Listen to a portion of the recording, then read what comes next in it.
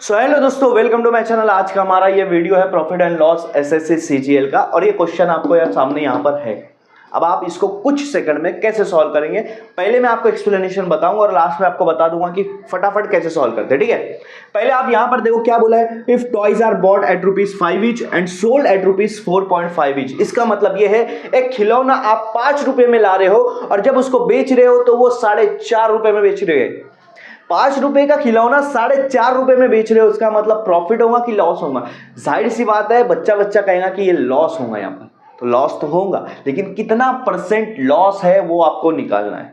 Simple सा concept है, बात आ रही समझ में? 5 रुपए की चीज 4.5 रुपए में बेच रहे। लॉस परसेंटेज निकालने के लिए सबसे पहले क्या करना पड़ेगा आपको, पहले इन दोनों को माइनस करना पड़ेगा। 5 में से 4.5 गया तो कितना बचेगा? 0.5 बचेगा। 0.5 मतलब क्या होता है? आधा होता है। 0.5 बचेगा, 0.5 बचेगा। उसको डिवाइड करेंगे कॉस्ट प्राइस से। कॉस्ट प्राइस से किससे डिवाइड करेंगे कभी भी परसेंटेज निकालने के लिए? कॉस्ट प्राइस मतलब जिसमें उसको आप खरीद रहे हो, तो उस खिलौने को आप कितने रुपए में खरीद रहे हो? 5 रुपए में। तो 5 से उसको डिवाइड करो और इसको 100 से मल्टीप्लाई कर दो। 100 से मल्टीप्लाई इसलिए क्योंकि मैं परसेंटेज निकाल रहा हूं। ठीक है, अब मैं एक चीज और बताता हूं। 0.5 को अब आधा भी लिख सकते हो, आधा लिख सकते हो ना।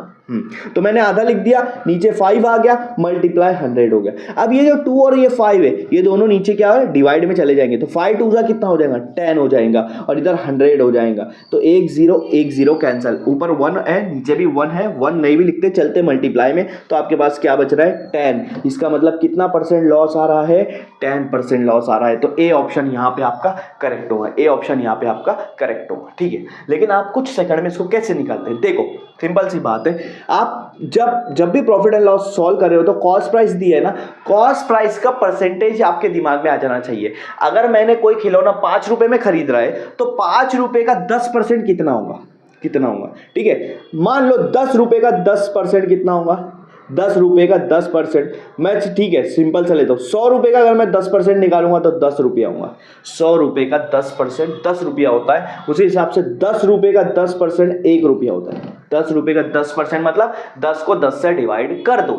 10 को 10 से डिवाइड कर दो, 1 रुपया। इसी हिसाब से अगर 10 रुपए का 10% 1 रुपया है तो 5 रुपए का 10% 1 का आधा होगा ना। 1 का आधा मतलब 0.5।